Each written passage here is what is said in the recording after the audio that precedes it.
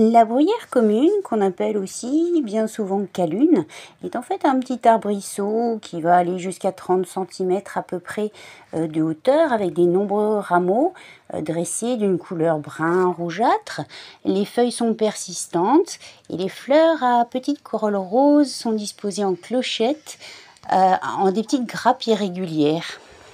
Les petites sommités fleuries contiennent un arbuteoside qui est en fait un anti-infectieux, qui va justement, alors par les bactéries intestinales, transiter jusqu'au foie, ensuite être envoyé par le canal rénal et expulsé par les urines.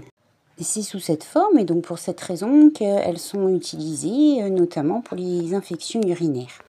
Pour cela, il vous faut une vingtaine de grammes de sommités fleuries plongées dans de l'eau. Vous pouvez aller jusqu'à 3-4 tasses par jour lors des infections urinaires. Et étant donné que l'arbutoside est également contenu dans la plante Busserolles, j'en associerai également cette plante, donc qui agirait en synergie en cas d'infection urinaire. La bruyère cendrée est une autre sorte de bruyère, mais tout aussi efficace contre les infections urinaires et en cas de cystite.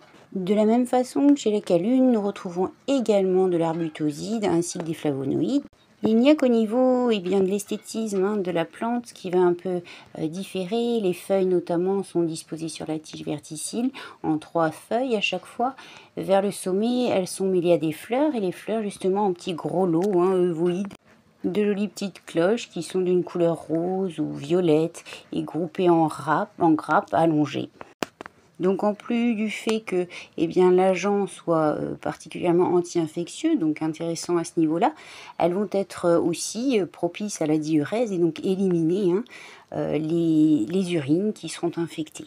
Pour les deux bruyères, l'une comme l'autre, calune comme cendrée, il n'y a aucune contre-indication, juste peut-être chez la femme enceinte, éviter. Et l'une comme l'autre également, toujours en association éventuellement de la Busserolles.